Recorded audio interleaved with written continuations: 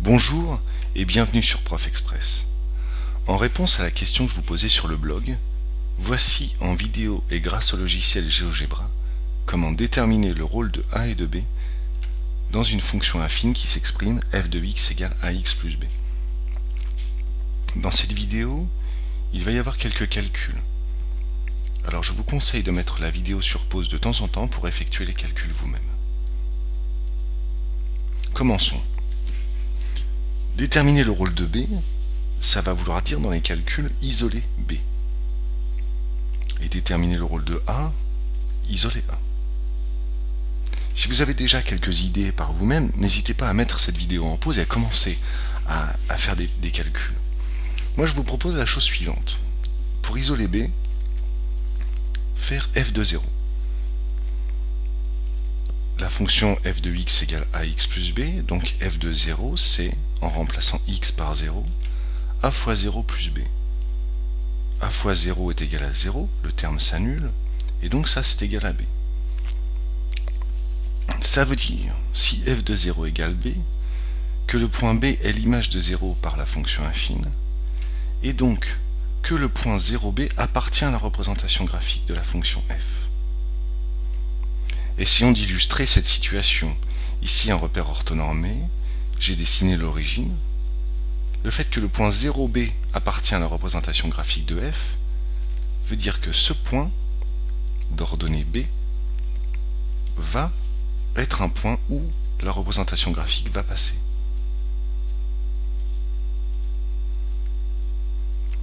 Donc vous voyez bien, je l'espère, que le point B va déterminer l'endroit où la représentation graphique va couper l'axe des ordonnées.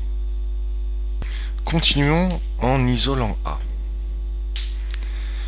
Dans cette partie, il va y avoir certains calculs. Je vous conseille donc de mettre la vidéo sur pause de temps en temps, prendre les calculs tels que je vous les propose, essayez de les faire vous-même. Si vous y arrivez, tant mieux. Sinon, remettez la vidéo en route, reprenez un bout de mes explications, etc. Je vous laisse mettre du rythme, selon lesquels vont se dérouler les calculs. Quant à moi, je vais effectuer f de 5 moins f de 2. f de 5 moins f de 2, je remplace respectivement x par 5 et par 2, et j'obtiens 5a plus b moins 2a moins b. Ici on a plus b, on a moins b, ça s'annule pour donner 5a moins 2a, c'est-à-dire 3a. On est un peu embêté là. Non, on voulait obtenir a et on a 3a. Est-ce qu'une opération... Ah oui, je vais diviser par 3. Si je divise par 3, effectivement, 3a divisé par 3, ça fait effectivement a. Et à la place du 3 à gauche de mon expression, je vais le remplacer par 5 moins 2. Et je vous poserai d'ailleurs des questions à ce sujet plus tard. Si on essaie d'illustrer la situation comme ceci, de manière complètement arbitraire, f de 2 et f de 5 auraient pu se trouver complètement ailleurs. Ici, juste pour vous montrer un petit peu ce qui peut se passer. Et le rôle de A, surtout, c'est ça qui est important. Voilà. Donc, dans mon exemple, j'ai ces deux points-là. La question que je vous pose, c'est à quoi correspond ceci-là, ce qui est en train de clignoter sur votre écran, cette distance-là. Et à quoi correspond cette autre distance-là? Réfléchissez-y. Moi, je vais essayer de recentrer les débats plutôt. Vous avez trouvé? f de 5 moins f de 2 est en fait la différence des ordonnées entre f de 5 et f de 2. C'est la distance qui sépare les ordonnées des deux points. Et 5 moins 2 est la différence des abscisses. Ça veut dire que A va correspondre à la différence des ordonnées divisée par la différence des abscisses concernant deux points. Et effectivement, vous voyez peut-être que plus A est important, plus les ordonnées vont grandir vite par rapport aux abscisses. Bon, tout ça, c'est peut-être un peu calculatoire. Essayons de voir une illustration de ce que je viens de vous expliquer avec le logiciel GeoGebra.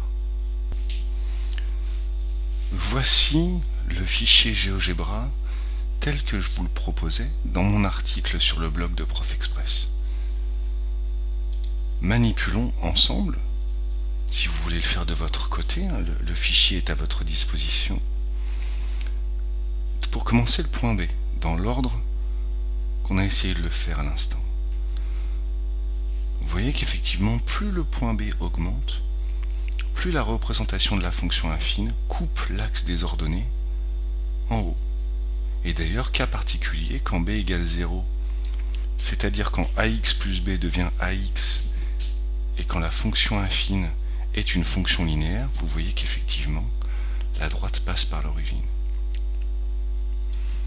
Si on fixe b maintenant, et que j'essaie de faire varier les valeurs de a, vous voyez qu'effectivement, plus le a est important, soit dans les négatifs, soit dans les positifs, plus la fonction, la représentation graphique de la fonction, a une pente importante. Et d'ailleurs, quand le a est égal à 0, c'est-à-dire quand ax plus b est égal à b, et quand on est dans le cas de la fonction constante, vous voyez que la courbe est complètement aplatie. Et c'est d'ailleurs pour ça que a s'appelle le coefficient directeur, puisqu'il va diriger la droite, et que b s'appelle l'ordonnée à l'origine, puisqu'effectivement c'est le point d'ordonnée pour le nombre égal 0. Voilà, c'est la fin de cette vidéo, j'espère que vous aurez appris quelque chose. Quant à moi, je vous donne rendez-vous sur le blog de Prof Express pour un nouvel article, et plus tard pour une autre vidéo. Au revoir.